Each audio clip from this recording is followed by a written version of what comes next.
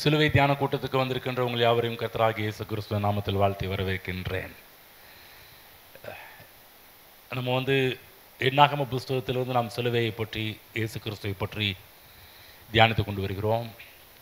வேத வாக்கியங்கள் எல்லாம் ஆராய்ந்து பாருங்கள், என்னை குறித்து சாட்சி கொடுக்கிறவைகள் அவைகள் என்று சொல்லியிருக்கிறார்.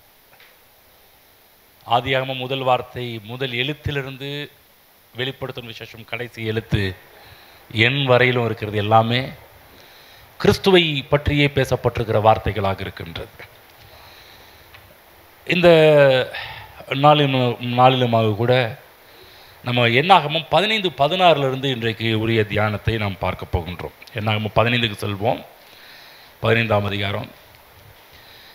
கடந்த வெள்ளிக்கிழமை எப்படி இந்த 12 வேவுகாரர்கள் வேவு பார்க்க சென்று தப்பான வார்த்தைகளை பேசி எப்படி முழு தேசத்தையே அழித்தார்கள் என்பதை பற்றி பார்க்க ஆரம்பித்தோம். இன்னும் சொல்லப்போனால் தேவன் வாக்குத்தத்தம் பண்ணின தேசத்திற்கு ஒரு கூட்ட ஜனங்கள் ஒரு தலைமுறையினரை எப்படி நுழைய தவறிவிட்டார்கள் என்பதெல்லாம் பற்றி பார்க்க ஆரம்பித்தோம். இப்போ இளம் தலைமுறையினர், ஒரு புதிய தலைமுறையினர் பார்த்திங்கன்னா அவங்க உள்ளே என்ட்ராக போகிறாங்க. அவர்களுக்கு சில வழிமுறைகளையும் சட்டத்திட்டங்களையும் சில காரியத்தை கடைப்பிடிக்க வேண்டும் என்பதற்காகவே மோசஸ் என்ன பண்ணுறாருன்னா இந்த 15ஆம் அதிகாரத்திலேருந்து ஒரு சில காரியத்தெல்லாம் சொல்ல ஆரம்பிக்கிறார். என்ன சொல்கிறாருன்னா, உங்கள் அப்பாங்கெல்லாம் பண்ண மாதிரிலாம் பண்ணிகிட்டு இருக்காதீங்கப்பா, போய் சேர்ந்த பின்பு என்ன பண்ணணும், அங்கே போன பிற்பாடு லேவியர் ஆகமத்தில் சொல்லப்பட்ட பிரகாரமாகவே சில பலிகளெல்லாம் செலுத்த சொல்கிறார். விசேஷமாக இந்த போஜன பலி 13 படிக்கிறோம் பாருங்கள். விசேஷித்த பொருத்தனையாவது உற்சாக பலியாவது உங்கள் பண்டிகைகளிலே செலுத்தும் பலியையாவது கர்த்தருக்கு ஆடுகளிலாகிலும் சர்வாங்க தகன பலியாவது மற்ற யாதொரு பலியாவது கர்த்தருக்கு சுகந்த வாசனையான தகனமாக பலியிடும்போது சில பலிமுறைகளெல்லாம் பற்றி பேசிட்டு இருக்கிறார். இந்த பலிமுறைகளை பற்றி பேசிட்டு இருக்கும்போது அப்படியே என்ன சொல்ல வர்றாருன்னா, ஓய்வு நாட்களை பற்றி பேச ஆரம்பிக்கிறார்.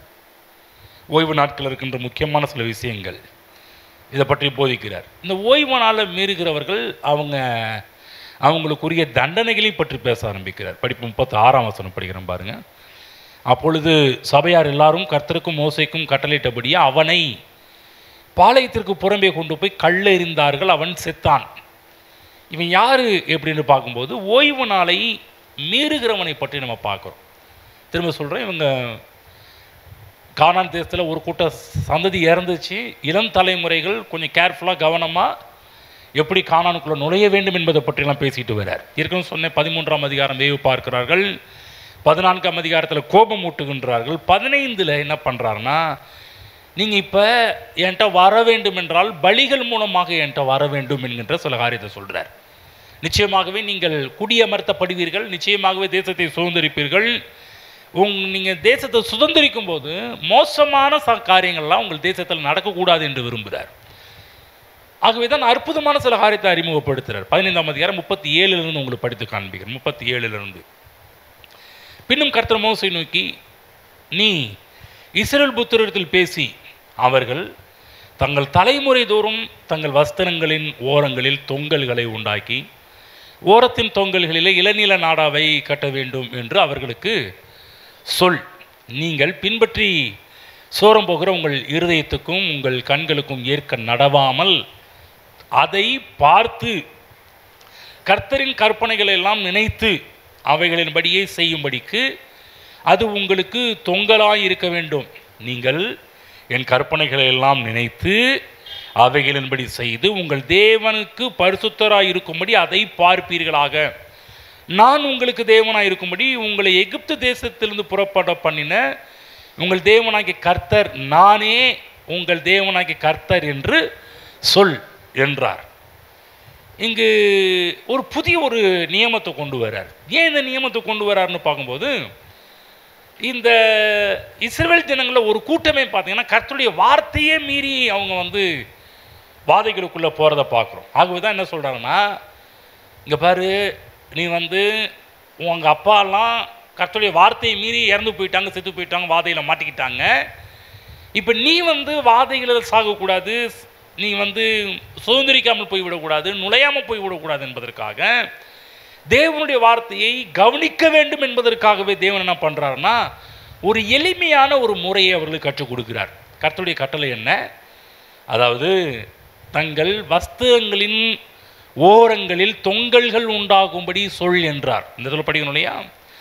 தலைமுறை தோறும் தங்கள் வஸ்திரங்களின் 38 தலைமுறை தோறும் தங்கள் வஸ்திரங்களின் ஓரங்களில் தொங்கல்களை உண்டாக்கி ஓரத்தின் தொங்கல்களில் இளநீல நாடாவை கட்ட வேண்டும் என்று அவர்களுக்கு சொல் என்றார். ஒரு புதுவிதமான ஒரு காரியமாக இருக்குது இல்லைங்களா? சில விஷயத்தில் நீங்கள் நிறைய மற்றெல்லாம் போதிச்சிருக்கிறோம்.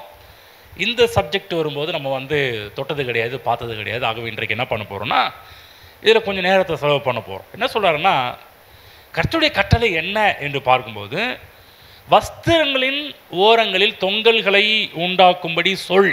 வஸ்திரத்தின் ஒரு வஸ்திரம் போட்டுக்கிறோம், அதில் 4 மூலையிலையுமே தொங்கல்களை உருவாக்க சொல்கிறார்.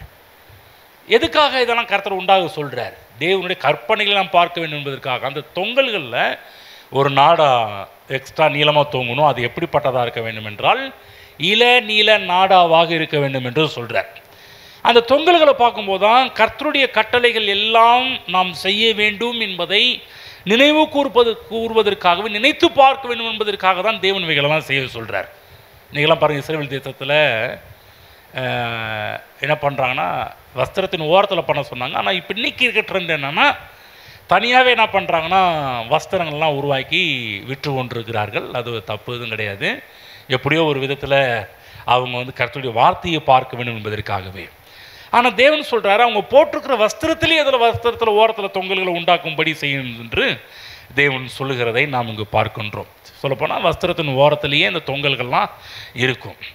முற்பகுதியிலையும் தொங்கல்கள் இருக்கும், பிற்பகுதியிலையும் தொங்கல் இருக்கும். கொஞ்சம் வித்தியாசம், கொஞ்சம் கற்பனை பண்ணி பாருங்களேன். இஸ்ரேல் தேசத்தில் இருக்கிற தலைவர்களுடைய எல்லா ட்ரெஸ்ஸஸ்லேயும் அது இருக்கும்போது கொஞ்சம் வித்தியாசமாக தான் இருக்கும் என்பதை நீங்கள் நினைத்து பார்த்தாலும் கொஞ்சம் இமேஜினேஷன் பண்ணி பாருங்கள், கற்பனை பண்ணி பாருங்கள் எப்படி அவங்க போட்டிருப்பாங்கன்னு சொல்லி. பிற்காலத்தில் இதை மிகப்பெரிய காரியத்தில் உருவாக்கி அந்த காரியத்தெல்லாம் இன்றைக்கும் இஸ்ரவேல் ஜனங்கள் இன்றைக்கும் ஒரு மிகப்பெரிய ஒரு காரியமாக தங்களுடைய தேசத்தில் கடைபிடித்து கொண்டிருக்கிற ஒரு காரியம் என்னவென்றால் இந்த விஷயம். இன்றைக்கி நம்மளும் பண்ணணுமாங்கய்யா அப்படிலாம் நீங்கள் கேட்கலாம்.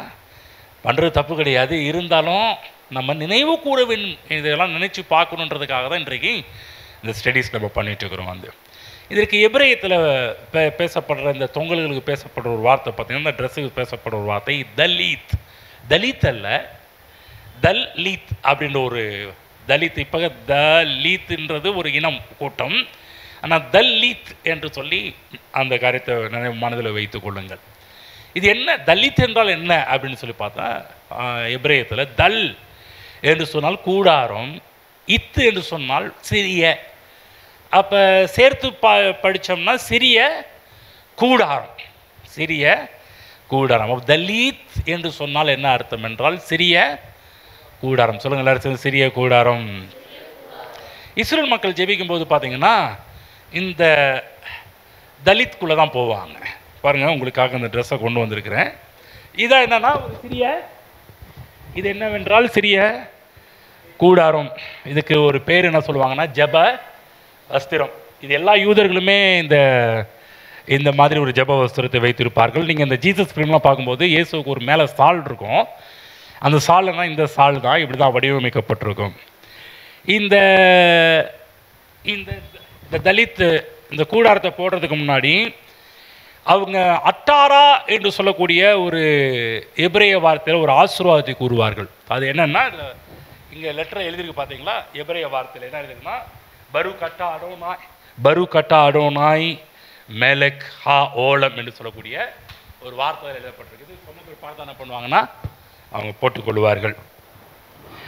எல்லா ஆசீர்வாதங்களும் அவங்க ஆரம்பிக்கும் போது பார்த்தீங்கன்னா இந்த சொல்லிட்டு தான் அந்த ஆசீர்வாதத்தை அவங்க சொன்ன பிற்பாடு தான் இந்த காரியத்தை செய்ய ஆரம்பிப்பாங்க. இதுக்கு என்னன்னா இந்த பரு கட்டா அடோனாய் மேலக் ஹா ஓலம் என்று சொல்லக்கூடிய ஒரு வார்த்தைக்கு அர்த்தம் என்னன்னா வஸ்திரங்களின் ஓரங்களில் தொங்கல்களை ஏற்படுத்தி அந்த தொங்கல்களின் மூலமாக எங்களை பரிசுத்தப்படுத்தினவரே உம்முடைய நாமம் வாழ்த்தப்படுவதாக என்பார்கள். புரியுதுங்களா? இதை எடுத்து சும்மா நான் கொண்டு வந்து வேகத்தில் போட்டுட்டேன். அவங்க போடும்போது என்ன சொல்லுவாங்கன்னா, பரு கட்டா அடோனாய் மேலகா ஓலம் அப்படின்னு சொல்லுவாங்க. தமிழில் வஸ்திரங்களின் ஓரங்களில் தொங்கல்களை ஏற்படுத்தி அந்த தொங்கல்களின் மூலமாக எங்களை பரிசுத்தப்படுத்தினவரே உம்முடைய நாமம் வாழ்த்தப்படுவதாக. இந்த ஆசீர்வாதத்தை அவங்க சொன்ன பிற்பாடு அந்த வஸ்திரத்தை போடுவாங்க. இதை கவனமாக கேட்கணும். அது மட்டும் இல்லாமல் இந்த ரிப்பன் இருக்குது, இந்த ரிப்பன் என்ன பண்ணுவாங்கன்னா முத்தம் கொடுப்பார்கள். நீங்கள் சில ஜுவைஸ் பண்ணுற பார்த்துக்கும்போது அது ரொம்ப ஒரு கனத்துக்குரிய ஒரு காரியமாக இதை முத்தம் செய்வார்கள். அதன் பிற்பாடு தான் இந்த ஜெப வஸ்திரத்தை என்ன பண்ணுவாங்கன்னா அவங்க போட ஆரம்பிப்பாங்க. அது மட்டும் இல்லை, இவங்க இந்த ஜெப வஸ்திரத்தை போட்டுக்கிட்டு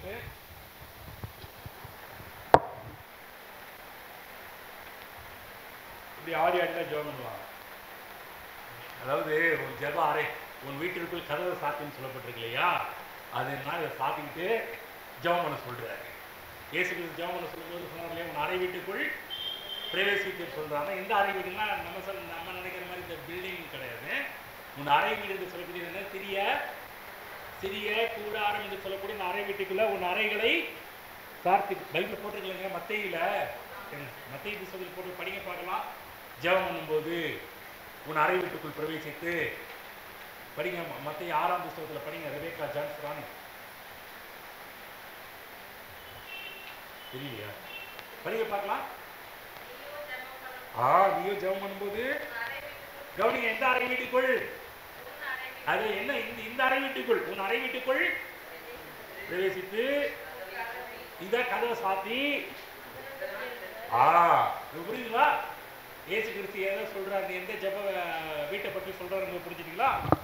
அப்ப இதுல இந்த ட்ரெஸ்ல பாத்தீங்கன்னா இந்த தொங்கல்கள் தான் மிக மிக முக்கியம். ட்ரெஸ்ஸில் இந்த தொங்கல்கள் தான் மிக மிக முக்கியமான ஒரு காரியம். இது எதுக்குன்னா, ஒரு கர்த்தருடைய கற்பனைகளை மறக்கக்கூடாது என்பதற்காக எளிமையாக தேவன் சொல்லிக் கொடுத்த ஒரு நடைமுறை காரியங்கள். இது பார்த்தீங்கன்னா 4 மூலையிலும் இருக்கும். பார்த்தீங்கன்னா 4 வாரத்தில் இருக்குதா, 1 2 இந்த பக்கம் 4 மூலையிலுமே இந்த தொங்கல்கள் விடப்பட்டிருக்கும். உங்களுக்கு இன்னொன்று சொன்னால் உங்களுக்கு புரியும். 12 வருஷம் பெரும்பாடுள்ள ஸ்திரீ வஸ்திரத்தின் ஓரங்களை தொட்டால் தொட்ட உடனே சுகமானான்னு சொல்லப்பட்டிருக்கிற வஸ்திரத்தின் ஓரம் என்னதுன்னா, அவன் இந்த வஸ்திரத்தை தொடல, வஸ்திரத்தின் ஓரமாகி இந்த தொங்கல்களை தொட்ட உடனே சுகம். அப்போனா இந்த தொங்கல்களுக்கு அவ்வளோ பவர் இருக்குது. நீ நினைக்காதீங்க, இந்த தொங்கல் நினச்சிக்காதீங்க. இப்போ புரியுதுங்களா? சரி, எப்படியாவது முடிஞ்சு போனோன்னே அந்த தொங்கலை எப்படியாவது கொஞ்சம் தொட்டுட்டாவது வந்துடலான்னு சொல்லி அந்த ஆசையெல்லாம் படாதீங்க. புரியுதுங்களா? உடனே நம்ம இதை விக்கிரகமாக மாற்றிடக்கூடாது. இதை ஒரு சடங்காச்சாரம் சம்பிரதாயமாக மாற்றிவிடக்கூடாது. ஓகேங்களா? வஸ்திரத்தின் ஓரங்களில் தொங்கல்களை உண்டாக்க சொல்கிறாரு. இது பழைய ஏற்பாட்டிலையும் புதிய ஏற்பாட்டிலையும் இந்த தொங்கல்கள் விசேஷமாக பேசப்பட்ட ஒன்று. இந்த தொங்கல்கள் என்கின்ற வார்த்தைக்கு எபிரேய மொழியிலே ஜீத் என்று சொல்லக்கூடிய ஒரு வார்த்தை. இந்த தொங்கல்களுக்கு கவனமாக கேளுங்க. தொங்கல்களுக்கு எபிரேய வார்த்தையில் என்னங்க, ஜீத் என்று சொல்லக்கூடிய ஒரு வார்த்தை பயன்படுத்தப்பட்டிருக்கிறது. ஜீத் என்று சொல்லக்கூடிய வார்த்தைன்னா எத்தனை வார்த்தை? ஜாடே யோத் டவ் 5 வார்த்தைகள் சொல்லுங்க. ஜாடே யோத் டவ்னா கடைசி வார்த்தைக்கு பேர் டவ். ஓகேங்களா? முதல் வார்த்தைக்கு ஆலப், கடைசி வார்த்தைக்கு பேர் டவ். அப்போ இந்த ஜீத் என்று சொன்னால் ஜாடே யோத் டவ், இதுதான் ஜீத்னு. இந்த 5 வார்த்தையை சேர்த்து படித்தோம்னா ஜீத்னு படிக்க வேண்டும். ஓகேங்களா? இப்போ எபிரேயர்கள் பொதுவாகவே அவருடைய எழுத்துக்களுக்கு வார்த்தைகளை உள்ளடக்கி தான் அவங்களுக்கு சில விஷயத்தெல்லாம் பயன்படுத்துவார்கள்.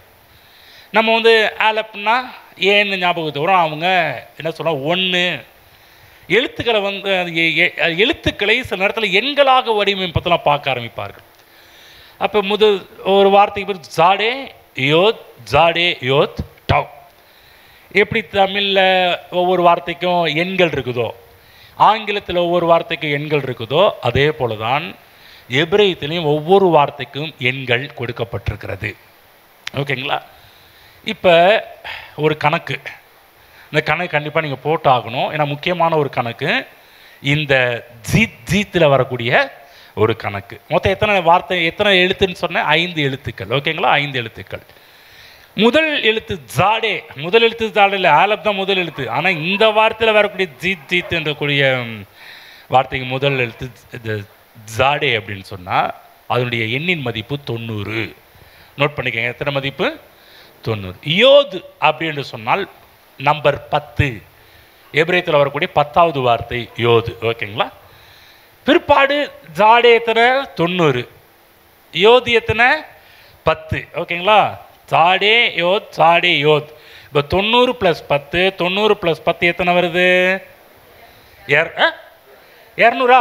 கணக்கு கரெக்டு தானே? ஓகேங்களா? சரி, கடைசிய வார்த்தை என்ன சொன்னேன்? ஜீத்தில் டவ். எபிரேயத்தில் டவுக்கு கொடுக்கப்பட்ட எண் மதிப்பு என்னன்னா 400. எத்தனை? 400. இப்போ கூட்டுங்க, எத்தனை வருது? 400 + 200 600. ஓகேவா? 600 வந்துருச்சுங்களா? சரி, ஓகே. இதில் 600 கணக்கு வச்சுக்கோங்க. அடுத்தது பார்த்தீங்கன்னா இதில் 5 முடிச்சுகள் இருக்கும். 1 2 3 4 5. 5 போகிறப்ப பக்கத்தில் இருந்து கூட நீங்கள் இப்போ லாஸ்ட்டாக வந்து இதை பார்த்துட்டு போகலாம். 5 முடிச்சுக்கள் இருக்கும். ஓகேங்களா? இது சும்மா ஏதோ தேவன் வந்து ஏதோ செய்ய சொன்னார் அப்படிலாம் கிடையாது. இதில் வந்து ஆழ்ந்த அர்த்தத்தோடு தான் பண்ண வச்சுருக்கிறார். இப்போ இப்போ புரியும் என்னன்றது உங்களுக்கு. வந்து இதில் எத்தனை முடிச்சுக்கள்? 5 முடிச்சுங்க. இப்போ 600 + 5 எத்தனை? 605. சரி, அது மட்டும் இல்லாமல் இதில் நூல் இலைகள்னு இருக்கு இல்லைங்களா? நீங்கள் நினைக்கலாம், என்னங்க இது இப்படி இல்லாமல் ஆண்டவர் பண்ணி வச்சுருப்பாரு அப்படின்னு கேட்கலாம். வந்து இந்த ஜீத்தில் இருக்கின்ற நூல் இலைகள் பார்த்தீங்கன்னா மொத்தம் 8. எத்தனை? 1 2 3 4 5 6 7 8. நீங்கள் போகிறப்ப கவுண்ட் பண்ணி போய்க்குங்க. எத்தனை நூல் இலைகள்? 8 நூல் இலைகள். ஓகேங்களா? சரி, இப்போ கணக்கு போடுங்க. 600 + 5 605. 605 + 8 613. இப்போ 613 என்று சொன்னாலே உங்களுக்கு டக்குன்னு ஞாபகத்துக்கு வரக்கூடியது என்னவாக இருக்கும்? 613 என்று சொன்னாலே என்ன உங்களுக்கு கேட்கல? 613 சொன்னாலே உங்களுக்கு உடனே ஞாபகத்துக்கு வரக்கூடியது என்னவா இருக்கணும்னா, தேவன் நமக்கு கொடுத்த கற்பனைகளுடைய எண்ணிக்கை மொத்தம் 613. மறந்துடக்கூடாது, நீங்கள் ஞாபகத்தில் வச்சுக்கிங்க. 613 கட்டளைகள். நோட் பண்ணிங்க, 613 கட்டளைகள். அப்போ இந்த தொங்கலின் ஜீத்துடைய மொத்த மதிப்பு என்ன அப்படின்னு சொன்னீங்கன்னா, இதோட மதிப்பு என்ன? இதோட எண்ணின் மதிப்பு என்ன? 613. அப்போ இந்த தொங்கல்களை பார்த்தாலே அவங்களுக்கு என்ன ஞாபகம் வர வேண்டும் என்றால், தோரா என்று சொல்லக்கூடிய இந்த புஸ்தகத்தில் 613 கட்டளைகள் ஞாபகத்துக்கு வரணும் என்பதற்காக அவங்க உடனே பார்க்கும்போதே தேவன் கொடுத்த கட்டளை, தேவன் கொடுத்த பிரமாணம் 613. ஏன் தேவன் வந்து இப்படிப்பட்ட ஒரு எளிமையான முறையை வந்து ஏன் உருவாக்க வேண்டும் என்று சொன்னால், தேவன் அன்பின் நிமித்தமாக தான் இந்த பிரமாணத்தை உருவாக்க சொல்கிறார். எனக்குலாம் என்ன எதுக்காக இந்த பிரமாணம் உருவாக்கப்படுச்சு? எந்த அன்பின் நிமித்தம்னா, ஓய்வு நாள் என்று சொல்லக்கூடிய தேவனுடைய கற்பனையை ஒருத்த மீறினதுனால அவன் வந்து கல்லெறிஞ்சே கொண்டு போட்டாங்க. செத்து போயிட்டான், மரித்து விட்டான், இறந்து விட்டான் தேவனுடைய கற்பனையை மீறினதுனால. அப்போ இந்த பூமியில் இருக்கிற ஒவ்வொருவரும் தேவனுடைய வார்த்தையை கடைபிடித்து அவர்கள் என்றென்றும் வாழ வேண்டும் என்று விரும்பிதான் இதை நீ எப்போதுமே பார்த்துக்கிட்டு இருக்கடா, இதை கவனி, இதை மறந்துடாத, வந்தாலும் போனாலும் இது உன்னுடைய மனதில் வர வேண்டும் என்பதற்காக தான் இந்த தொங்கல்கள் என்று சொல்லக்கூடிய ஜீத்தை தேவன் இஸ்ரவேல் மக்கள் மத்தியில் கொண்டு வர ஆரம்பித்தார். இப்போ தேவனுடைய கட்டளையின் மதிப்பு என்ன? 613. இதில் பாசிட்டிவ் கண்டிப்பாக தான் நீங்கள் மனதில் வச்சுக்கணும். பாசிட்டிவ் கட்டளை எத்தனைன்னா 248. இந்த 613 பாசிட்டிவ் என்று சொன்னால் என்னன்னா, செய், நேர்மறையான கட்டளைகள், செய், இதை செய், அதை செய் என்று கட்டளைகள் மொத்தம் எத்தனை என்றால் 248. நோட் பண்ணி வச்சுக்கிட்டீங்களா? இதில் நெகட்டிவ் கட்டளை, அதாவது செய்யாத, திரும்ப சொல்கிறேன், செய், டூ டூ செய் என்ற கட்டளைகள் எத்தனை? 248. செய்யாத என்று சொல்லக்கூடிய கட்டளைகள் 365. இப்போ கூட்டினீங்கன்னா எத்தனை வரும்? 246 365 கூட்டினா எத்தனை வரும்? 613. அப்போ இந்த தொங்கல்களை அவங்க பார்க்கும்போதெல்லாம் என்ன அவர்களுடைய ஞாபகத்துக்கு வரும் என்றால் 613 கட்டளைகளும் அவர்களுக்கு ஞாபகத்துக்கு வர வேண்டும் என்பதற்காக தான் தேவன் இந்த ஜீத்தை உருவாக்க ஆரம்பித்தார், அவர்கள் மத்தியில் கொண்டு வர ஆரம்பித்தார். ஆமென். புரியுதுங்களா?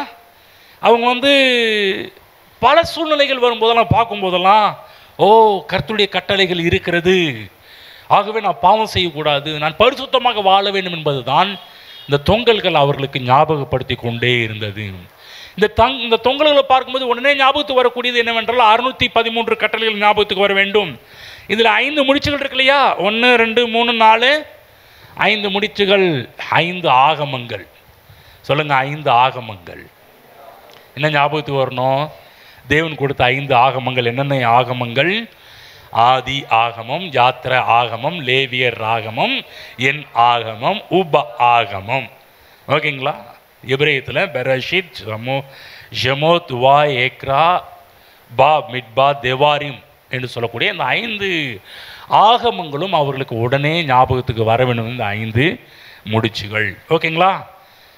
இது தொங்கல்களை பார்த்தாச்சு, எண்ணிக்கையை பார்த்துட்டோம், இந்த 5 முடிச்சை பார்த்தாச்சு. இதில் மொத்தம் 8 இலைகள் இருக்குன்னு சொன்னோம் இல்லையா? இந்த இலைகளில் ஒரு இலை மட்டும் பார்த்தீங்கன்னா இளநீல். பைபிளில் சொல்லப்பட்டிருக்கு இல்லையா? ஓரத்தின் தொங்கலை உண்டாக்கி ஓரத்தின் தொங்கல்களில் இளநீல நாடாவை கட்ட வேண்டும் என்று அவர்களுக்கு சொல். இது மட்டும் என்னதுங்க? இளநீல நாடா. ஓகேங்களா? மீதி இருக்கின்ற 7 பார்த்தீங்கன்னா 8ல் 7 + 1 பார்த்தீங்கன்னா இளநீல நாடா. சரி, இந்த 7 என்று சொல்லக்கூடியது வெள்ளை கயிறில் இருக்கு இல்லையா? இது என்னத்தக்காக? வெண்மை நிறமானவை. இது ஒன்று ப்ளூ. புரியுதா? வெண்மை, ப்ளூ. 7 என்றாலே நம்ம ஞாபகத்துக்கு வரக்கூடியது 2 அர்த்தம். ஒன்று பரிசுத்தமானவை, இன்னொன்று பரிபூர்ணமானவை. 7 என்று சொன்னாலே தேவனுடைய கட்டளைகள். இந்த 613 கட்டளைகளும் எப்படிப்பட்டதான்? இதை பார்க்கும்போது அவர்களுக்கு என்ன ஞாபகத்துக்கு வரணும்? 613 கட்டளைகளுமே இந்த பரிசுத்தமானது, பரிபூர்ணமானது என்பது அவர்களுடைய ஞாபகத்துக்கு வர வேண்டும். ஓகேங்களா? சரி, இந்த கடைசி ஒரு இளநீல நாடா இருக்கு இல்லையா? இது யாரு? இது என்ன அப்படின்னு சொன்னால், இதுதான் மேசியாவை குறிக்கின்ற வார்த்தை.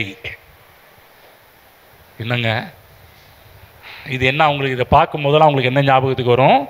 மேசியா. சரி, இவ்வளோ 613 கட்டளைகள் சொன்னீங்க, இதில் எல்லாத்தையும் எக்ஸ்பிளைன் பண்ணீங்க. இதில் ஏங்க இது திடீர்னு இளநீல நூலாவை பைபிளில் சொல்லப்பட்டிருக்கு, ஓரத்தில் தொங்கல் இளநீல நாடாவை கட்ட வேண்டும் என்று அவர்களுக்கு சொல் என்று சொல்லியிருக்கிறாரே. அப்போ இளநீல நாடா என்று சொல்லக்கூடிய இதனுடைய அர்த்தம் என்னவென்றால் மேசியாவை குறிக்கின்ற ஒரு வார்த்தை. ஓகேங்களா? இப்போ நான் கழட்டி வச்சிடுறேன். இதோட புரிஞ்சிச்சா?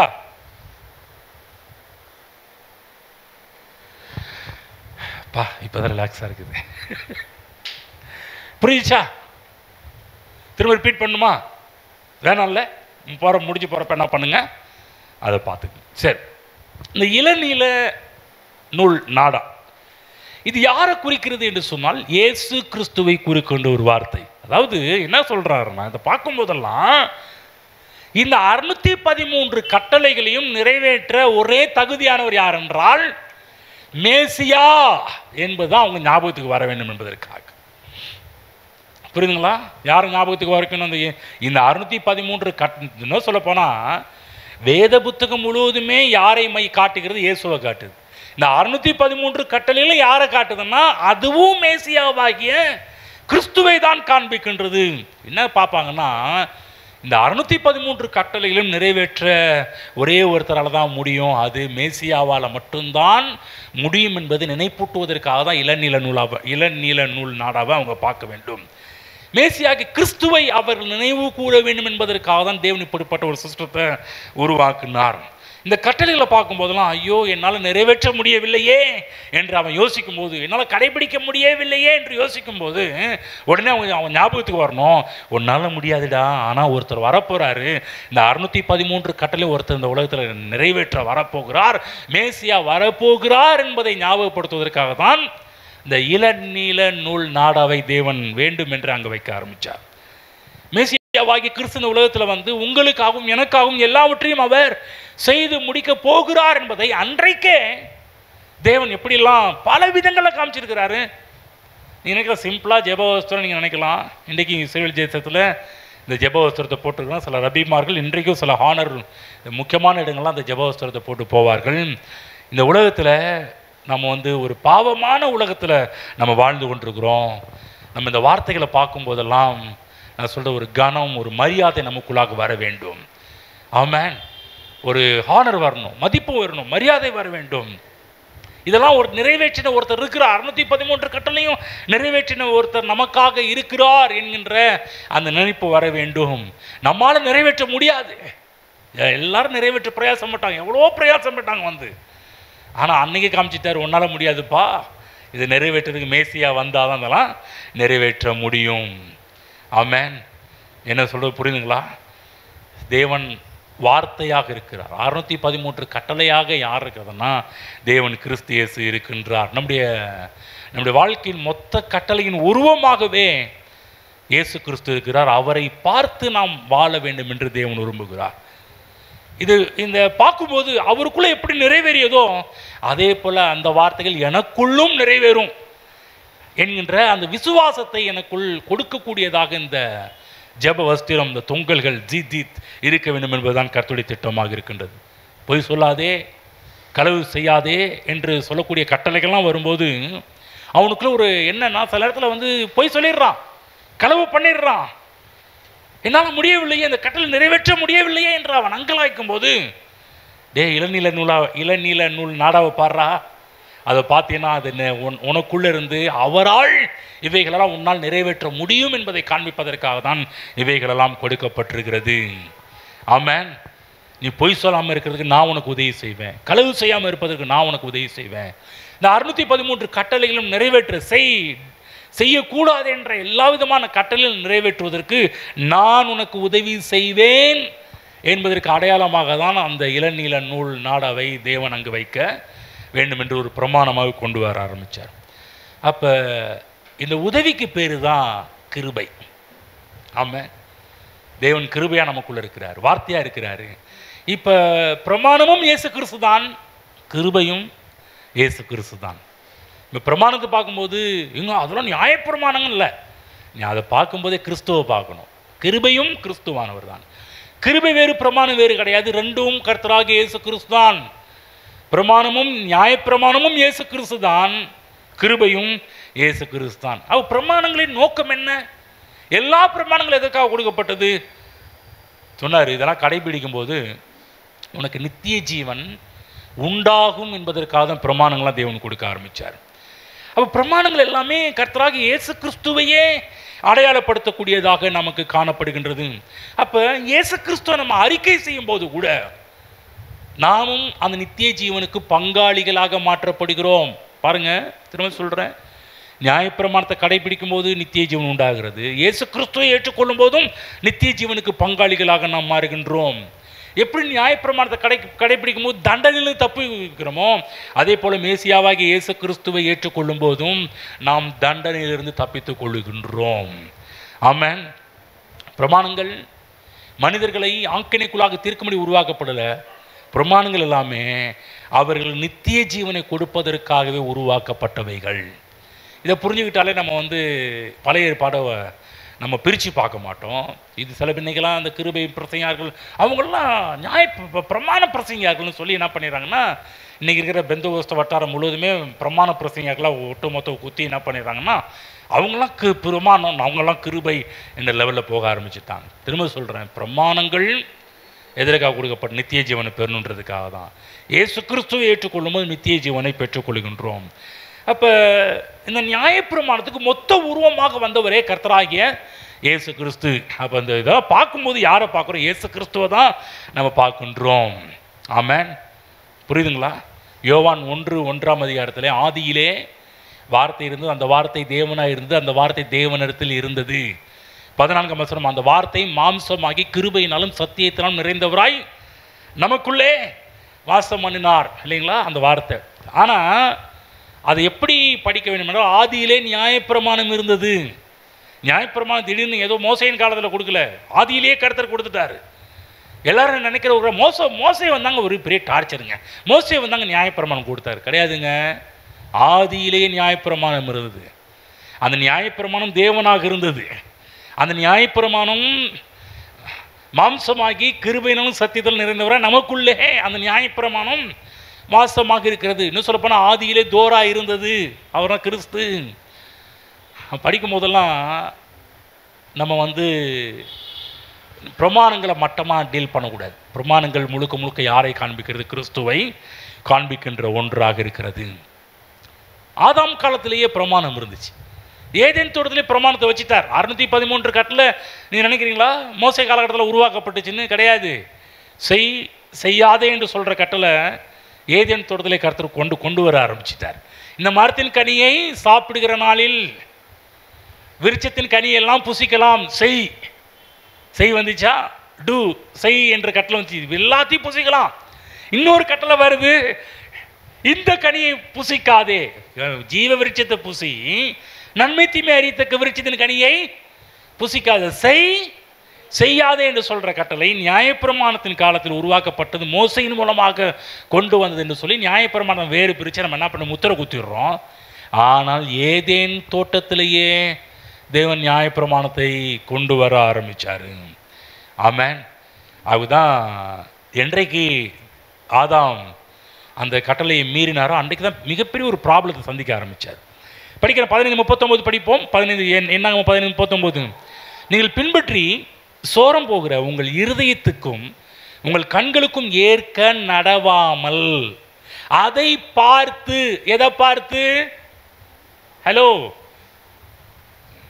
ஜித்தை பார்த்து, தொங்கல்களை பார்த்து, அதை பார்த்து கர்த்தரின் கற்பனைகளை எல்லாம் நினைத்து. அப்ப அதை பார்க்கும்போது சும்மா எதை பார்க்கல, அதை பார்க்கும்போது எதை நினைக்கணுன்றாரு. ஹலோ, புரிஞ்சா உங்களுக்கு? நாங்கள் அதை இதை பார்த்தாலே இந்த தொங்கல்களை பார்க்கும்போதே, இந்த தொங்கல்களை பார்த்து, அதை பார்த்து கர்த்தரின் கற்பனைகளை எல்லாம் நினைத்து, இதை பார்த்த உடனே இதை உங்கள் கண்ணுக்கு என்ன வரணும்னா, இது ஏதோ ஒரு முடிச்சு நாடா இது தொங்குற அது பார்த்து அது வரக்கூடாது. இது பார்க்கும்போது திருவிருந்து நினைக்கும் போது என்னை நினைவு கூறும்படி, நம்ம சாப்பிட்றது திருவிருந்து சாதாரண ஒரு திராட்சை ஜூஸு, ஒரு அப்பந்தான். ஆனால் என்னை நினைவு கூறும்படி செய்யுங்கன்னு சொல்லும்போது நீங்கள் அங்கேருந்து என்ன நினைவு கூறுறீங்க? ஜஸ்ட்டு சிம்பிளாக ஏதோ அப்பத்தையும் ரசத்தையும் அது மட்டும் நினைவு. அங்கிருந்து நம்ம என்ன நினைவு கூறுறோம்? கல்வாரிக்கு போயிடுறோம். கல்வாரியிலேருந்து கிறிஸ்துவின் சரீரத்தையும் கிறிஸ்துவின் ரத்தத்தையும் பார்க்க ஆரம்பிக்கிறோம். அதே போல தான் இந்த ஜீத்தை பார்த்து, ஸோ அதை பார்த்து கர்த்தரின் கற்பனைகளை எல்லாம் நினைத்து அவைகளின்படி செய்யும்படிக்கு அது உங்களுக்கு தொங்கலாய் ஜீத்தாக இருக்க வேண்டும்.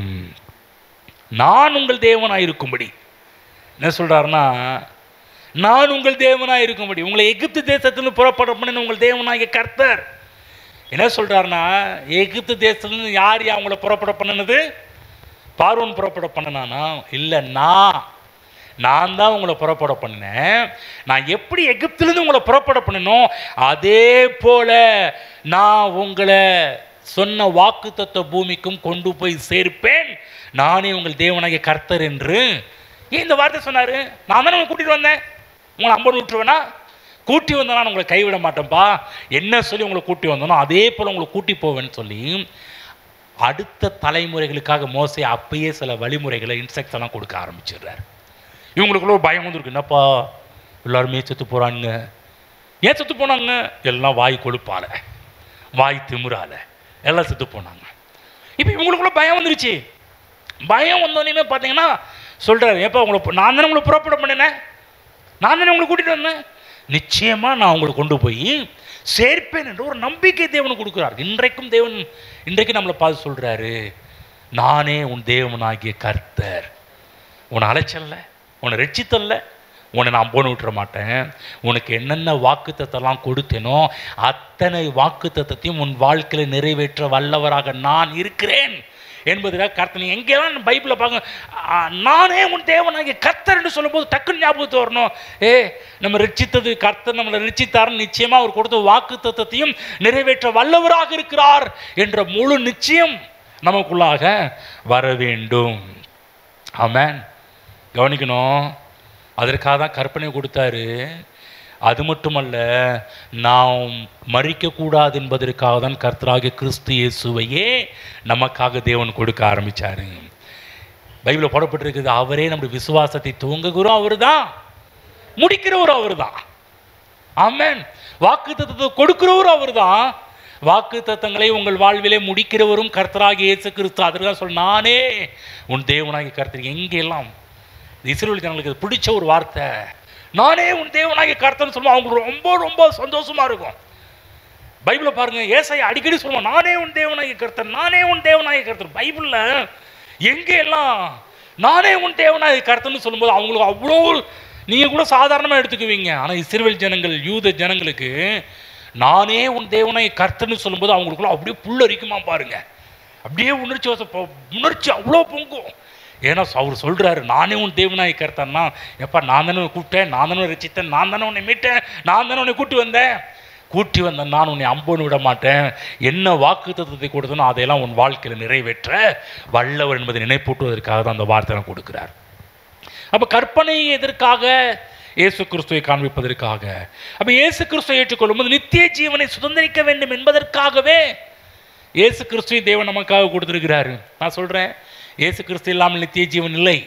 குமாரனை உடையவன் ஜீவனை உடையவன். நான் சொல்கிறேன், அவர் மட்டும்தான் வழி. ஜீவனை அடைவதற்கு வேற யாருமே வழி கிடையாது. நித்திய ஜீவனை நம்ம சுதந்திரிக்கக்கூடிய ஒரு இடம் சிலுவை.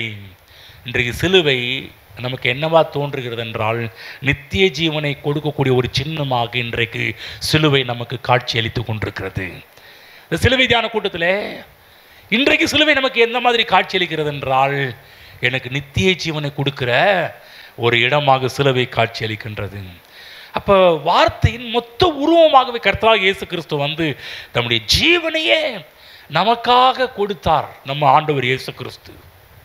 சில நேரம் நம்மால் கற்பனைகளாக நிறைவேற்ற முடியாமல் போகுது. அப்போ தான் பாருங்க, ஆசாரியன் நின்று மக்களை ஆசீர்வதிப்பான். கவனமாக கேளுங்க. அவன் ஆசீர்வதிக்கும் போது ஏன் தெரியுமா, உங்களுக்கு கூட பிளஸ் பண்ணும்போது சில நேரத்தில் நம்ம கிறிஸ்துவ விசுவாசம் சில விஷயம் புரியாது.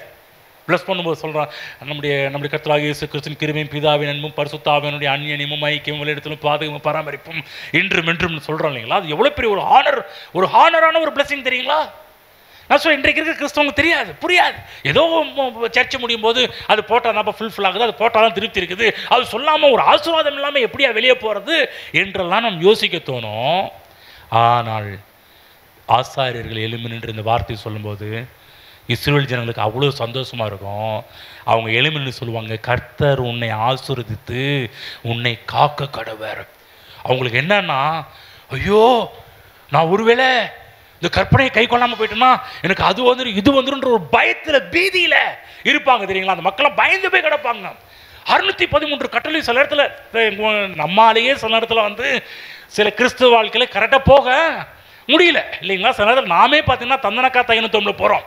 என்னங்க சில நேரத்தில் ஜெபம்னு பார்த்தா இன்றைக்கி ஜெபம் நம்ம போயிட்டோமே, பைபிள் படிக்க முடியாமல் போயிட்டோமே. சில நேரத்தில் வந்து தெய்வீக காரியங்கள், கிறிஸ்தவ வாழ்க்கையில் இருக்கிற சில நல்ல நெறிமுறைகள், நல்ல பழக்க வழக்கங்கள் சில நம்ம செய்யாமல் போது நமக்குள்ளேயே சில ஃபீலிங் வரும். நமக்குள்ளேயே ஃபீலிங் வரும் தான் இந்த ஜனங்கள் 613 கட்டளை. இங்கேயாவது நமக்கு அன்னைக்கு வந்து உடனே அந்த ஜட்ஜ்மெண்ட் வந்துடும். ஒருத்தன் பாருங்க, ஓய்வு நாளை கடைப்பிடிக்கணும்னு அவனை கொண்டுட்டாங்க பாருங்க. முழு மக்களுமே பீதியில் இருக்கிறாங்க. டே இன்னைக்கு நீங்கள் சர்ச்சைக்கு வரலாம், கிரேஸாக நான் ஒன்று பரவாயில்ல, ஓகே பரவாயில்ல, இங்கே விட்டுடுறோம். எவ்வளோ கிருபை தெரியுங்களா? ஆனால் அங்கெல்லாம் போனீங்கன்னா மாட்டிங்கன்னா தொலைஞ்சிங்க. பழைய ஏற்பாடு காலத்தில் மட்டும் இருந்தீங்கன்னா ஓய்வு நாளை மட்டும் கரெக்டாக சரியாக ஆசிரிக்கலை, ஒன்றும் இல்லை, அவ்வளோ ஸ்ட்ரிக்டாக இருப்பாங்க. ஒரு சின்ன ஒரு புலி ஒரு சின்ன ஒரு புளிப்பு கூட அவங்க வீட்டுக்குள்ளே உள்ள நுழைய விட மாட்டாங்க. அப்படின்னா எவ்வளவு வீட்டை சுத்தமாக வச்சுருப்பாங்க பாருங்கள். நம்ம வீடு கூட சிலது சுத்தமாக இருக்கிறது கிடையாது. ஆனால் யூதர்களை விட அவ்வளோ சுத்தமாக இருக்கும். ஒரு இடத்துல ஒரு சின்ன ஒரு புளிப்பு வாசனை கூட பார்க்க முடியுது. அந்தளவு கேர்ஃபுல்லாக இருப்பாங்க. இந்த ஓய்வுனால நம்ம கூட அவனுக்கு ஹானர் பண்ணிலாம் கடைப்பிடிக்கிறது கிடையாது. ஆனால் வேதத்தில் அப்படியே கடைப்பிடிச்சாங்க. கடைப்பிடிக்கலன்றதுக்காக ஒருத்தர் செத்து போனான். அது பிரமாணத்தை கொண்டு வந்து அதை பார்க்க வச்சாரு. கவனமாக கேளுங்க, எதுக்கு வரேன்னா இந்த ஆசீர்வாத மக்களெல்லாம் எதிர்பார்த்துட்டு இருப்பாங்க. எதுக்கு எதிர்பார்த்துட்டு இருப்பாங்க தெரியுங்களா? பிரதான ஆசாரியன் எழும்பி நின்று மக்களை பிளஸ் பண்ணுவான். கர்த்தர் உன்னை ஆசீர்வதித்து உன்னை, அவனுக்கு அவ்வளோ திருப்தி. ஆமென், அப்பா நல்ல வேலைக்குப்பா, இந்த கட்டெல்லாம் கை கொள்ளாமல் போனோம்னா போட்டிருப்பாரு, நான் பாரு, அவ்வளோதான். ஆனால் ஆசீர்வதிக்கும் போது நீ ஃபீல் பண்ணாத, உன்னை ஆசீர்வதித்து உன்னை காக்க கடவர் தம்முடைய முகத்தை பிரகாசிக்க பண்ணி உன் மீது கிருபையாக இருக்கிறவனா. அவனுக்கு நல்ல வேலைக்கு இப்போ கிருபை. அவன் எல்லாரும் எதுக்காக வெயிட் பண்ணிருப்பாங்கன்னா அந்த பிளெஸ்ஸிங்காக வெயிட் பண்ணிட்டு இருப்பாங்க. நீங்கள் கூட அப்படி கிடையாது இல்லை? ஹலோ, சிலர் நம்ம கூட என்னமோ லாஸ்ட்டில் சொன்னால் திருப்தி, அது மட்டும்தான் நமக்கு தெரியும். அது சொன்னாலும் சிலதை என் ஆத்மாவை போட்டாலும் திருப்தியே வரும். அதே போல் லாஸ்ட் நேரத்தை அப்படி சொன்னாதான் நம்முடைய கர்த்தராகிய இயேசு கிறிஸ்துவின் கிருபையும் பிதாவின் அன்பும் பரிசுத்த ஆவியானவருடைய இதெல்லாம் போட்டாதான் அப்படின்னு நீ உங்களுக்கு புரியாது. இந்த ஆசீர்வாதத்துடைய மகிமை மேன்மை உங்களுக்கு தெரியாது. ஆனால் அந்த இடத்துல இந்த கட்டளைகள் கொடுத்து அந்த இடத்துல பார்த்தவங்களுக்கு தெரியும். இந்த கற்பனைலாம் நிறைவேற்ற முடியாமல் போனால் நம்ம பாதுகாப்பு இல்லை. ஆனால் அந்த பிரதான ஆசீர்வாதம் வரும்போது அவங்களுக்கு அவ்வளோ சந்தோஷம் மகிழ்ச்சியாக இருக்கும். பரவாயில்ல, என்னை கர்த்தர் காக்கிறதுக்கிற கிருபையாக இருக்கிறவர், சமாதானம் கட்டளையிட கடவர். ஆகவே திரும்ப சொல்கிறேன், பிரமாணங்கள் இருந்தாலும் கடவுளுடைய ஆசீர்வாத மக்கள் மேலே இருந்ததால் தான் மக்கள் காக்கப்பட்டு கொண்டே இருந்தார்கள். இந்த கிருபை தான் நம்மை மரணத்திலிருந்து காத்தது. கிருபை கர்த்தராகிய கிறிஸ்து இயேசு. ஆகவே தான் பிரமாணத்துக்கு நன்றி செலுத்த வேண்டும், இயேசு கிறிஸ்துவுக்கும் நாம் நன்றி செலுத்த வேண்டும். ஆமென். புரிஞ்சுச்சா? எவ்வளோ பாக்கியவான்களாம் எல்லாருமே.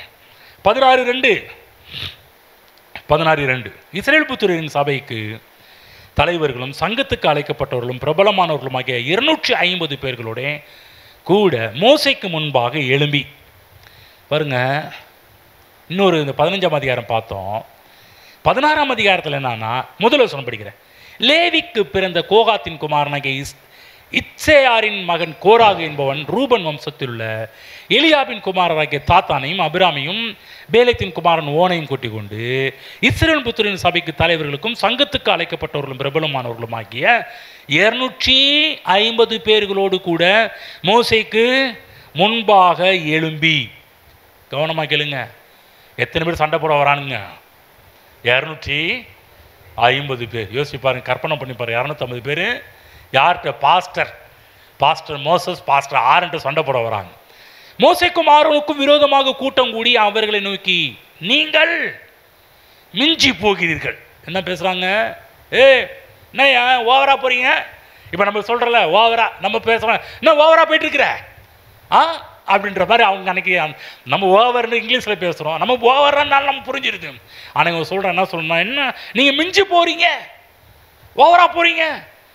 சபையார் அப்புறம் சொல்கிறோம், சபையார் எல்லாரும் என்ன கப்சா விடுறாங்க பாருங்க. சபையார் எல்லாரும் பரிசுத்தமானவங்களாம். கர்த்தர் அவர்கள் நடுவில் இருக்கிறாரே, இப்படி இருக்க கர்த்தருடைய சபைக்கு மேலாக உங்களை ஏன் உயர்த்துகிறீர்கள் என்றார்கள். என்னன்னா பிரச்சனை? எதுக்கு சண்டை வருதுன்னா, இவங்களுக்கு ஆரோனுக்கு கொடுத்த ஆசாரிய பட்டத்தை இவர்கள் பறிக்க வேண்டும் என்ற நோக்கத்தோடு சண்டைக்கு வராங்க. ஆசாரிய பட்டம், ஆசாரிய ஊழியத்தை பறிக்க வேண்டும் என்ற நோக்கத்தோடு. என்ன சொல்ல போனா, ஆரோனின் ஊழியத்தை செய்ய எதிர்பார்த்து வருகிறார்கள். ஆகுதான் சில இடத்துல ஆரோனை போல் அழைக்கப்படாவிட்டால் இந்த கனமான ஊழியத்தை யாரும் செய்ய முடியாது என்றெல்லாம் சில இடத்துல வேதத்தில் சில இடத்துல நம்ம படிச்சிருக்கிறோம். இந்த இடத்துல என்ன பிரச்சனை? அதிகார பிரச்சனை. ஆகவேதான் இந்த அதிகாரமே அதிகார பிரச்சனையாக தான் இருக்குது. கவனிங்க, இப்போ படிக்கணும். மோசே அதை கேட்டபோது முகங்குப்புற விழுந்தான். பின்பு அவன் கோராகையும் அவனுடைய எல்லா கூட்டத்தையும் நோக்கி, நாளைக்கு கர்த்தர் தம்முடையவன் இன்னான் என்றும் தம் அண்டையில் சேர சேர தாம் கட்டளையிட்ட பரிசுத்தவான் இன்னான் என்றும் காண்பிப்பார். நீ சொன்னடா பரிசுத்தவான், நாளைக்கு காலையில் தெரியும் யாரு பரிசுத்தவான், யாரு ஒரிஜினல், யாரு டூப்ளிகேட்னு தெரியும், காண்பித்தார். அப்பொழுது என்னை தெரிந்து கொள்வார், அப்பொழுது எவனை தெரிந்து கொள்வாரோ அவனை தம்மிடத்தில் சேர கட்டளையிடுவார். கவனமாக கேளுங்க. மோசே சொல்றாரு, நாளைக்கு வா, நாளைக்கு வா, ஒரு மிகப்பெரிய டெஸ்ட் நடக்கும், அந்த டெஸ்ட்டில் நீ ஜெயிச்சேன்னா நீ தான் என் பரிசுத்தவான். சாதாரண டெஸ்ட் கிடையாதுங்க. படிக்கிறேன் பாருங்க. ஒன்று செய்யுங்கள், கோராகின் கூட்டத்தார்களே, நீங்கள் எல்லாரும் தூப கலசங்களை எடுத்துக்கொண்டு, கவனிங்க, இந்த தூப கலசம் போடக்கூடிய ரைட்ஸ் யாருக்கு இருக்கிறது என்றால் ஆரோனின் ஊழியத்துக்கு மட்டும்தான் இருக்கிறது. பலிபீடத்தில் தூப கலசம் போடக்கூடிய அந்த ஊழியம் யாருக்குரியது என்றால் ஆரோனுக்கு உரியது. இப்போ இவங்க என்ன பண்ணாங்கன்னா, இந்த ஊழியத்தை செய்யணும்னு ஆசைப்பட்டுட்டு வராங்க. இவர் சொல்றாரு, சரி ஓகே, நீ ஊழியம்னு ஆசைப்படல, ஆரோன் எந்த கலசத்தை வச்சு அதே கலசத்தை கொண்டு வான்னு சொன்னோன்னுமே 250 பேர் என்ன பண்ணுறாங்கன்னா, ஆனால் அடுத்த நாளைக்கு அவைகளை அக்கினியை சொல்கிறாரு, கோராகின் கூட்டத்தால் நீங்கள் எல்லாரும் தூப கலசங்களை எடுத்துக்கொண்டு நாளைக்கு அவைகளை அக்கினியில் போட்டு கர்த்தருடைய சன்னிதியில் தூப வர்க்கமிடுங்கள். அப்பொழுது கர்த்தர் எவனை தெரிந்து கொள்வாரோ அவனை பரிசுத்தவானா இருப்பான். லேவியின் புத்திரராகி நீங்களே, அவனு என்ன சொன்னானுங்க, மிஞ்சி போகிறீர்கள். யார் சொன்னது? இந்த டீம் 250 பேர் டீம் சொன்ன மிஞ்சி போறீங்க. இப்ப இந்த வார்த்தை யார் சொல்றாரு? மோசே சொல்றாரு. யாரா ஓவரா போறது? யார் ஓவரா போறது? நாளைக்கு பார்க்க போறீங்க யார் ஓவர், யார் ஓவர்ன்றத நாளைக்கு பார்க்க போற. பாருங்க, மற்ற மக்களும் பாருங்க, ஆர்வம் செய்தது போல 250 பேர் தூப கலசத்து வராங்க. அதனால நடந்த ஒரு விஷயம் என்னன்னா, படிக்கிறேன் பாருங்க. மிஞ்சி போகிறீர்கள் என்றால் பின்னும் மோசே கோராகை நோக்கி, லேவியின் புத்திரரை கேளுங்கள், கர்த்தரின் வாசஸ்தலத்தின் பணிவிடைகளை செய்யவும் சபையாரின் முன் நின்று அவர்கள் செய்ய வேண்டிய வேலைகளை செய்யவும் உங்களை தம் மண்டையில் சேர பண்ணும்படி இஸ்ரவேல் சபையாரிலிருந்து உங்களை பிரித்தெடுத்தும் அவர் உன்னையும் உன்னோடு கூட லேவியின் புத்திரராகி உன்னுடைய எல்லா சகோதரின் சேர பண்ணினதும் உங்களுக்கு அற்ப காரியமோ? இப்பொழுதும் ஆசாரிய பட்டத்தை தேடுகிறீர்களோ? இந்த இடத்துல என்ன நடக்குது அப்படின்னா, இவங்க எல்லாரும் இந்த ஆசாரிய ஊழியத்துக்காக வராங்க. 250 பேர். நடந்த ஒரு விஷயம் என்னன்னா, கர்த்தருடைய தண்டனை வருவதை பார்க்குறாங்க. சாதாரண தண்டனை கிடையாது இந்த இடத்துல வரக்கூடிய தண்டனை. ஏன்னா சகல மனிதர்கள் போல இவன், அதாவது எல்லாரும் சாகிறது போல இவங்களும் செத்தாங்கன்னா அதுதான் அதாவது கொரோனாவில் மறிச்சாங்கன்னா திடீர்னு அன்னைக்கு யாரோ அவன் கொரோனாவில் செத்தான்னு லிஸ்ட்டில் கொண்டு போகிற மாதிரி சகல மனிதர்கள் சாகிறது போல சாத்தாங்கன்னா தேவ தண்டனையாக இருக்காது. இப்போ இந்த சாவு கொஞ்சம் வித்தியாசமாக வரப்போகுதுடா உங்களுக்கு. அப்போ தான் தெரியும் கர்த்தருடைய தண்டனை எப்படிப்பட்டது என்பதை அவங்களுக்கு விளங்க பண்ணுறதுக்காகவே பார்த்தீங்கன்னா மிகப்பெரிய ஒரு காரியம் அங்கு நடக்க ஆரம்பிக்கின்றது. 30ஆம் வசனம் 29-28 படிக்கிறேன். அப்பொழுது மோசே இந்த கிரியைகளை எல்லாம் செய்கிறதற்கு கர்த்தரனை அனுப்பினார் என்றும் அவைகள் நான் என் மனதின்படியே செய்யவில்லை என்றும் நீங்கள் எதனாலே அறிவீர்கள் என்றால், சகல மனிதரும் சாகிறபடி இவர்கள் செத்து சகல மனிதருக்கும் நேரிடுகிறது போல இவர்களுக்கு நேரிட்டால் கர்த்தர் என்னை அனுப்பவில்லை என்று அறிவீர்கள். சொன்னாரு, சாதாரணமாக செத்துனா நான் யாருன்னு உங்களுக்கு தெரியாது, உங்கள் சாவு வேற மாதிரி இருக்கும்டா அப்படின்னு. எந்த மாதிரி இந்த இடத்துல ஆக்ரோஷம் வந்துருக்கு படிக்கணும் பாருங்க. கர்த்தர் ஒரு புதிய காரியத்தை நேரிட செய்தால் பூமி தன் வாயை திறந்து இவர்கள் உயிரோடே பாதாளத்தில் இறங்கத்தக்கதாக இவர்களுக்கு உண்டான யாவையும் விழுங்கி போட்டதையானால் இந்த மனிதர் கர்த்தரை அவமதித்தார்கள் என்பதை அறிந்து கொள்வீர்கள் என்றான். அதே மாதிரி மோசே சொன்ன மாதிரியே இவன் இந்த வார்த்தைகளை எல்லாம் சொல்லி முடித்த உடனே, படிக்கிறீங்களா? சொல்லி முடிச்ச உடனே என்ன நடக்குதுங்க? அவர்கள் நின்றிருந்த நிலம் பிளந்தது, பூமி தன் வாயை திறந்து அவர்களையும் அவர்கள் வீடுகளையும் கோராக்கூருக்கு எல்லா மனிதரையும் அவர்களுக்கு உண்டான சகல பொருள்களையும் விழுங்கி போட்டது. அவர்கள் தங்களுக்கு உண்டான எல்லாவற்றையும் உயிரோடு பாதாளத்தில் இறங்கினவர்கள் பூமி அவர்கள் மூடிக்கொண்டது. இப்படி சபையின் நடுவிலிருந்து அழிந்து போனார்கள். அவர்களை சுற்றிலும் இருக்கிற இஸ்ரவேலர் யாவருக்கும் அவர்கள் கூக்குரலை கேட்டு பூமி நம்மையே விழுங்கி போடும் என்று சொல்லி ஓடினார்கள். கொஞ்சம் கற்பனை பண்ணி பாருங்க, இமேஜினேஷன் பண்ணி பாருங்க அந்த இடத்துல சீன் எப்படி போயிட்டு இருக்குதுன்னு சொல்லிட்டு.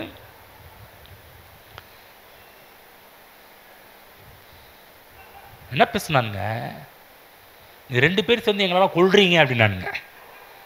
என்ன நினச்சி, ஆனால் தேவனுடைய ஊழியக்காரனுக்கு வருவா இப்படிப்பட்ட ஒரு வார்த்தையில் பேச ஆரம்பிக்கிறாங்க.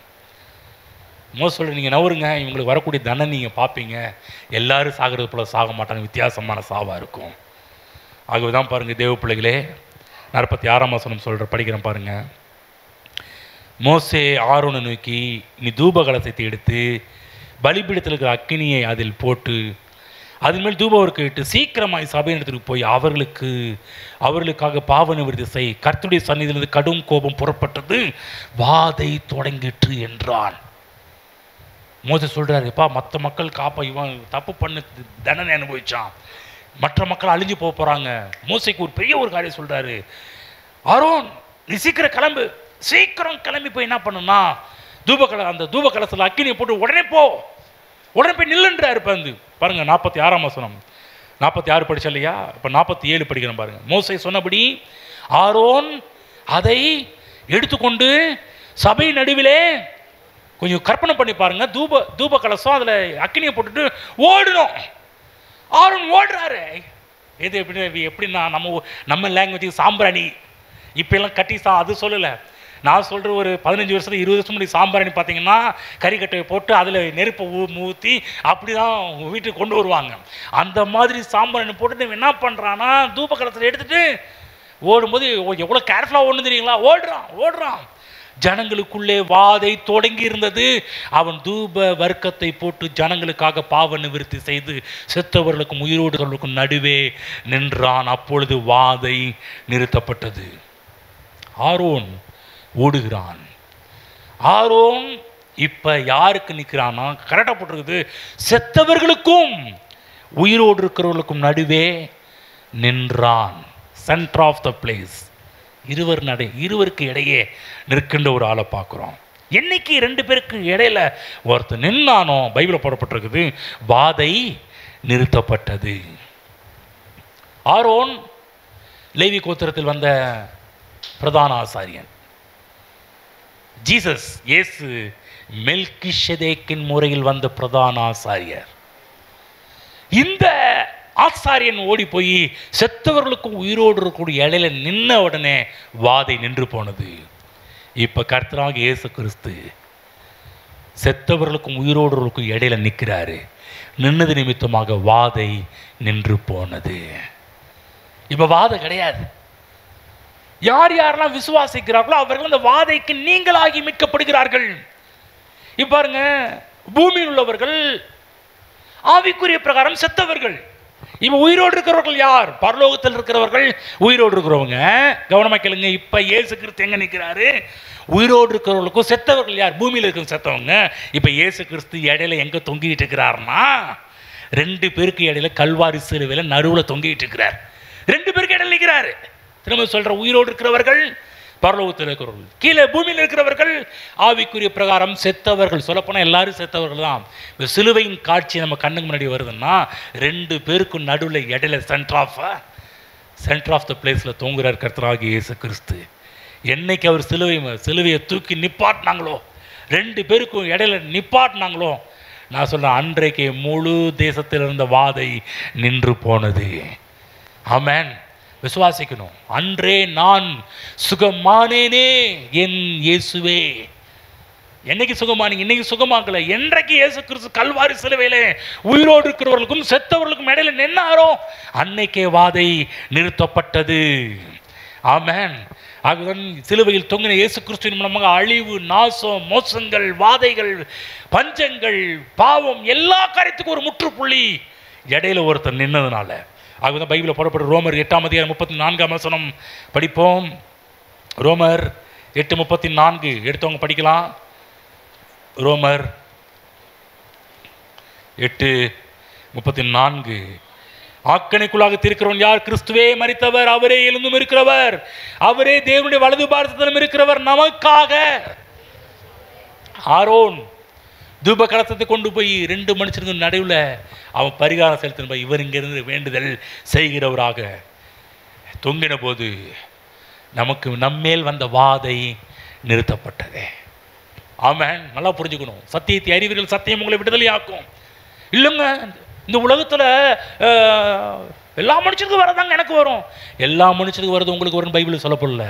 வாதை நிறுத்தப்பட்டது. எனக்கு என்னுடைய வாதையும் கல்வாரி சிலுவையில் நிறுத்தப்பட்டது. 1 யோவான் 2ஆம் அதிகாரம் 1 வசனம் எடுத்துக்கொள்ளுங்கள், படித்து காண்பிக்கிறேன். 1 யோவான் 2:1 என் பிள்ளைகளே, நீங்கள் பாவம் செய்யாதபடி இவைகளை உங்களுக்கு எழுதுகிறேன். ஒருவன் பாவம் செய்வானால் நீதிபரராய் இருக்கிற இயேசு கிறிஸ்து நமக்காக பிதாவினிடத்தில் பரிந்து பேசுகிறவராய் இருக்கிறார். நமக்காக. அடுத்த 2:2 அதிலேயே நம்முடைய பாவங்களை நிவர்த்தி செய்கிற கிருபாதார பலி அவரே. நம்முடைய பாவங்களை மாத்திரமல்ல, சர்வலோகத்தின் பாவங்களையும் நிவர்த்தி செய்கிற பலியாய் இருக்கிறார். ஆமென். இவ்வளோ பெரிய படத்தை காமிக்கிறாரு. நம்ம பாவத்தை மட்டும் இல்லையா, சர்வலோகத்தின் பாவத்தை நிவர்த்தி செய்கிற கிருபாதார பலியாக கர்த்தராகிய கிறிஸ்து உயிரோடு இருக்கிறவர்களுக்கும் செத்தவர்களுக்கும் நடுவே நின்று கொண்டிருக்கிறார். ஆமென். நல்லா புரிஞ்சுங்க. சர்வலோகத்தின் பாவம் நிவர்த்தி செய்யப்பட்ட இடம் கல்வாரி சிலுவை. யார் யாரெல்லாம் விசுவாசிக்கிறவர்கள் அதிலிருந்து மீட்கப்படுகிறார்கள். விசுவாசியாதவங்க இன்னும் அங்கே தான் இருப்பார்கள். எபிரேயர் 7ஆம் அதிகாரம் திருப்பிக் கொள்வோம். எபிரேயர் 7:25 வசனத்தை உங்களுக்கு படித்து காண்பிக்கிறேன். 7:25 எடுத்துக்கங்க, படித்து காமிக்கிறேன். மேலும் தமது மூலமாய் தேவனிடத்தில் சேர்கிறவர்களுக்காக வேண்டுதல் செய்யும்படிக்கு அவர் எப்பொழுதும் உயிரோடு இருக்கிறவராகையால் அவர்களை முற்றும் முடிய ரட்சிக்க வல்லவருமாயிருக்கிறார். ஆமென். அது ஃபீல் பண்ணாதீங்க. ஒரு எனக்கு இந்த பிரச்சனை வந்துருமா, அந்த கஷ்டம் வந்துருமா, சிலுவையை நோக்கி பாருங்க. முடிவு அங்கே இருக்குது. ஒரு இதில் இந்த தண்டனை நமக்கு வந்துருமோ, அந்த தண்டனை வந்துருமோ, பாருங்க இப்படி ஆயிட்டாங்க ஒரு நமக்கும் இப்படி வந்துருமோ, அப்படி வருமோன்னு பயப்படுற நீங்க தொங்கல்களை பாருங்கள். ஆரோன் எப்படி உயிரோடுகளுக்கும் செத்தவர்களுக்கு நடுவே நிற்கும்போது வாதை நிறுத்தப்பட்டதோ, இப்ப கிறிஸ்துவை நோக்கி பாருங்கள். பைபிளை பார்க்கும் 2 தீமோத்தேயு 2ஆம் அதிகாரம் எடுத்துக்கொள்ளுங்கள். 1 தீமோத்தேயு 2ஆம் அதிகாரம். கர்த்தராகிய கிறிஸ்து நமக்காக பரிந்து பேசுகிறது மட்டுமல்ல, எப்படி பரிந்து பேசுகிறார். 1 தீமோத்தேயு 2ஆம் அதிகாரம் எடுத்துக்கொள்ளுங்கள். 1 தீமோத்தேயு 2ஆம் அதிகாரம். அழகா பவுல் ஆரோன் நின்றதை மனதில் வைத்து இப்போ இங்கே பேசுகிறார். இப்போ 2ஆம் அதிகாரம் 5-6 தேவன் ஒருவரே, தேவனுக்கும் மனுஷருக்கும் மத்தியஸ்தரும் ஒருவரே, எல்லாரையும் மீட்கும் பொருளாக தம்மை ஒப்பு கொடுத்த மனுஷனாகிய கிறிஸ்து இயேசு அவரே இதற்குரிய சாட்சி ஏற்ற காலங்களில் விளங்கி வருகிறது சொல்றாரு. மத்தியஸ்தர் உயிரோடு இருக்கிறவர்களுக்கும் செத்தவர்களுக்கும் இடையில மத்தியஸ்தர் கல்வாரி சிலுவையில் தொங்கி உங்களுக்காகவும் எனக்காகவும் மிகப்பெரிய மீட்பின் கரையத்தை செலுத்தியிருக்கிறார்.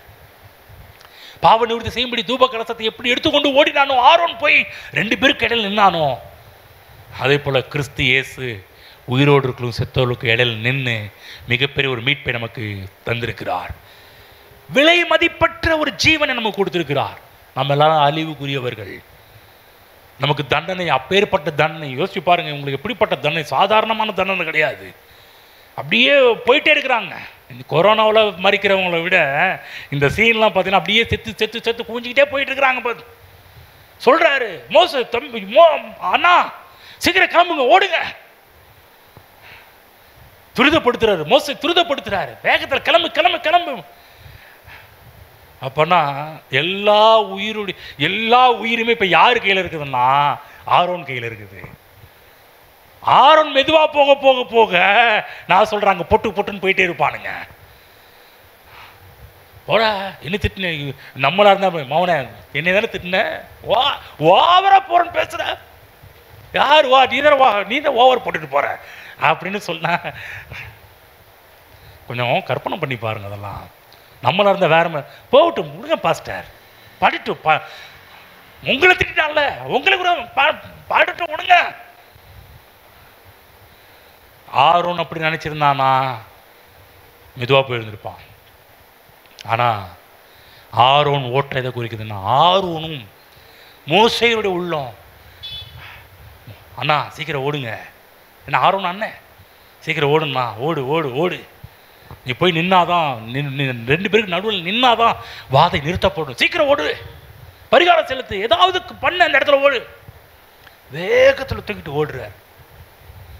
திரும்ப சொல்கிறேன், அந்த அக்கினியை தூக்கிட்டு போகிற சாதாரணமான விஷயம் கிடையாது. கேர்ஃபுல்லாக கொண்டு போகணும். எவ்வளோ கர்த்தராகிய இயேசு கிறிஸ்துவும் கடைசி சொட்டு ரத்தத்தையும் அப்படியே வச்சிருக்கிறார். லாஸ்ட் சொட்டு ரத்தத்தையும் வச்சுட்டு சிலுவையில் தொங்குறாரு பாருங்க. கடைசியில் குத்தும் போது தான் கடைசி அவருக்கு தெரியும், எல்லாத்தையும் கீழே விட்டுறக்கூடாதா, அவர் உயிரை கையில் பிடிச்சிட்டு வர்றாரு. ஜோசிபஸ் என்று சொல்லக்கூடிய யூத வரலாற்று ஆசிரியர் சொல்றாரு, இந்த 40 அடி 39 அடி அடிக்கிறாங்க பார்த்தீங்களா சாட்டையில். சாட்டில் அடித்து 39வது அடியிலேயே சில பேர்லாம் செத்தே போயிருக்கிறானுங்களாம் அந்த தண்டனையில். இயேசு கிறிஸ்துவுக்கு உச்சந்தலேருந்து உள்ளங்கால் வர ரத்தம் வராத இடமே இல்லை, எல்லா இடத்துலையும் ரத்தம் வந்துச்சு. ஆனால் உயிரை கையில் பிடிச்சிட்டு போயிட்டு இருக்கிறார். ஏன்னா எங்கே இந்த உயிரை செலுத்தணும், எந்த இடத்துல பலி செலுத்தணும், எந்த இடத்துல பரிகாரம் செலுத்தணும், உயிரோடு இருக்கிறவர்களுக்கு செத்தவர்களுக்கு இடையில போய் அந்த பரிகாரத்தை செலுத்தணும்னு சொல்லிட்டு அந்த உயிரை கையில் பிடிச்சி போயிட்டு இருக்கிறார். ஆமென். அதாவது பைபிள் ஒரு வசனம் சொல்லப்பட்டிருக்கோம், சிலுவையில் தொங்கும்போது பெருமூச்சு விட்டு ஜீவனை தன்னுடைய ஆவியை அந்த அந்த இடம் அழகாக போடப்பட்டிருக்கும். கடைசியாக இயேசு கிறிஸ்து ஒரு திருப்தி, ஒரு பெருமூச்சு அப்பா ஓடி வந்து அப்பா நிற்கிறோம் பாருங்க. அந்த மாதிரி பைபிளில் போடப்பட்டிருக்குது. பெருமூச்சு விட்டு தன் ஆவியை ஒப்பு கொடுத்தார் என்று வரும். கடைசியாக சிலுவையில் தொங்கும்போது கூட அப்படியே ஜீவனை பிடிச்சிட்டு வந்து, ஏன்னா பைபிளில் இருக்கிறபடியே வாதி நிறுத்தப்பட வேண்டும் என்றால் சென்ட்ரலில் இருந்து தான் ஜீவனை விட வேண்டும். இடையில அந்த அடி இந்த அடி அடிக்கும்போது தன் ஜீவனை விட்டால் பரிகாரத்தை ஒழுங்க எவ்வளோ கேர்ஃபுல்லாக எவ்வளவு கவனமாக கேளுங்க. இயேசு கிறிஸ்து செய்த எல்லாமே பார்த்தீங்கன்னா அப்படியே மைனூட்டாக கரெக்டாக அந்த அந்த சீன், அந்த கிளைமேக்ஸ், அந்த பாத்திரம் கொஞ்சம் கூட டிஸ்டர்ப் ஆகிடக்கூடாது. சீன் என்ன, சிலுவையில் போய் தாயா பரிகாரத்தை செலுத்தணும், ஜீவனை விடணும். அந்த ஜீவனை அப்படியே இறுக்கி பிடிச்சி போயிட்டே இருக்கிறார் பாருங்க.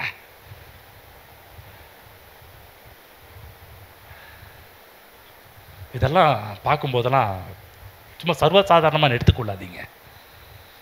வேதத்தில் இருக்கிற எல்லாமே பைபிளை கேப்பை ஃபில் பண்ணுறதுக்காக எழுதப்படலை. இதெல்லாம் எழுதப்பட்டது எல்லாத்துக்கும் காரணம் காரண காரியங்கள் நிறைய இருக்குது. ஏன் உயிரை பிடிச்சிட்டு பண்ண? அப்பயே ஜோசிபஸ் சொல்றாரு, அந்த அடி தாங்க முடியுமா, ஒன்று பைத்தியம் பிடிக்குமா, இன்னொன்று செத்து போயிடுவோம். 2 காரியம் நடக்கும், ஒன்று பைத்தியம் முடியும், இல்லை 2வது செத்து போயிடுவார்கள்.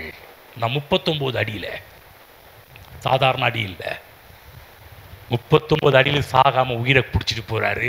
ஏனென்றால் ஆரோனை போல இவர் நடுவில் போய் நின்று பரிகாரத்தை செலுத்தினா மட்டும்தான் சர்வலோகத்தின் பாவமும் நிவர்த்தி செய்ய முடியும். ஆகதான் கல்வாரி சிலுவையில் அழகாக இருக்கும். ஒரு ஃபிலிம் கூட பார்த்தேன் அனிமேஷனில், அளவு சூப்பராக முடிஞ்சால் அந்த போட்டு மற்ற நாளில் போட்டு காமிக்கிறேன். நாங்கள் இந்த சர்ச்சில் போட்டு காமிச்சேன். அந்த லாஸ்ட்டாக அந்த மூச்சை விட கரெக்டாக சூப்பராக எடுத்துருக்கிறார் அவர். சீன் கரெக்டாக அந்த மூச்சை விட்டு விடும்போது ஜீவனை ஒப்பு கொடுப்பார் பாருங்க. அந்த சீன் ரொம்ப சூப்பராக வரும். அதை பார்க்கும்போதெல்லாம் நான் பார்க்கும்போதே எனக்கு நான் அங்கேயே போயிட்டேன். அந்த சீன்லாம் பார்க்கும்போது பார்த்தீங்கன்னா எங்கே போனோம்னா கல்வாரி கொல்கத்தாவுக்கே போயிட்டோம் பாருங்கள். அந்த சீனை பார்க்கும்போது அப்படிப்பட்ட ஒரு சீன் அழகாக எடுத்திருக்கிறாங்க. நியூ கிரியேஷன் சர்ச் அதை எடுத்திருக்கிறாங்க பாருங்கள்.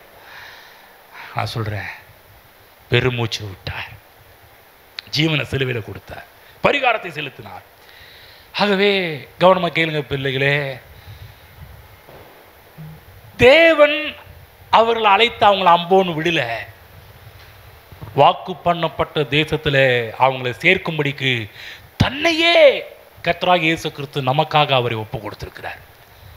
ஏன் சிலுவைக்கு வந்தார், ஏன் சிலுவைக்கு போனார்? அவர் ஏற்றுக்கொண்டவர்களுக்கு நித்திய ஜீவன், நித்திய ஜீவனை அளிப்பதே வாக்கு தத்துவம். இந்த நித்திய ஜீவன் எப்படி கிடைக்கும்? கிறிஸ்து மூலமாக கிடைக்கும். அதுக்காக இவ்வளோ வேலையை செஞ்சுருக்கிறாரு. ஒரு காரியம், என் மீது வரக்கூடிய எல்லா ஆக்கினையிலும் கர்த்தராகிய இயேசு கிறிஸ்து கல்வாரி சிலுவையிலே எடுத்துக்கொண்டார். இதை விசுவாசிக்கும் போது நான் சொல்கிறேன், நீங்கள் நித்திய ஜீவனுக்கு உரியவர்களாக மாறுகிறீர்கள். நம்முடைய ஒரே பேரான குமாரனுக்கு கிறிஸ்து இயேசு விசுவாசிக்கிறவன் அவர் நாம் கெட்டு போகாமல் நித்திய ஜீவனை அடையும்படிக்கு அவரை தந்தருளி, நித்திய ஜீவனை அடையும்படிக்கு அவரை தந்தருளி இவ்வளவாய் உலகத்தில் அன்பு கூர்ந்தார். எழுந்து நிற்போம்.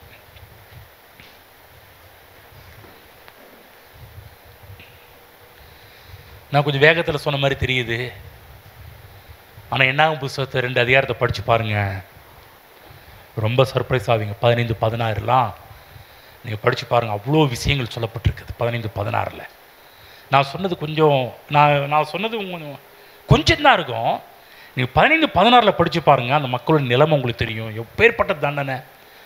இப்போ நீங்கள் 15, 16 படிக்கும்போது கொஞ்சம் ஈஸியாக இருக்கும், படிக்கிறவங்களுக்கு இன்னும் கொஞ்சம் ஈஸியாக இருக்கும். எப்படி ஆரோன் போய் சென்ட்ரல் நிற்கும் போது செலுத்தும் போது பரிகாரம் செல்லும் வாதை நின்று போனதோ, சொல்கிற தேவ பிள்ளைகளை நல்லா புரிஞ்சுக்கங்க.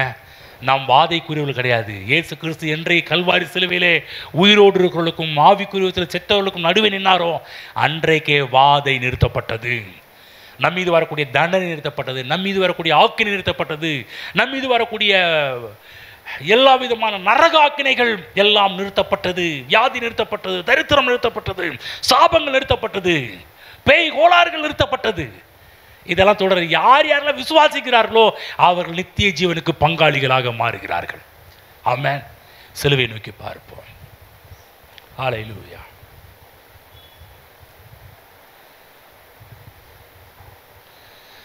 விந்தை கிறிஸ்தேசு ராஜா உந்தன் சிலுவையன் மேன்மை,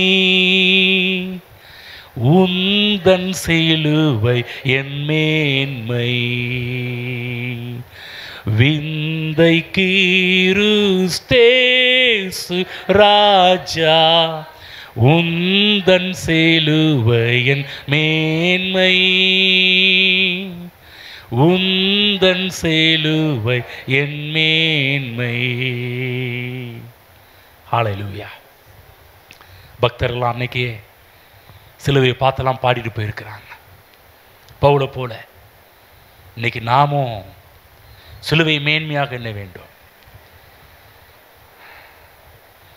சாதாரணமாக சர்வசாதாரணமாக எடை போடாதீங்க, நினைக்காதீங்க. எல்லாம் காரணத்தோடு செய்யப்பட்ட ஒரு விஷயங்கள். ஹல்லேலூயா. நன்றி ஆண்டவரே, எங்கள் பரிகாரியே. ஓ இயேசு, நீர் எங்கள் பரிகாரி.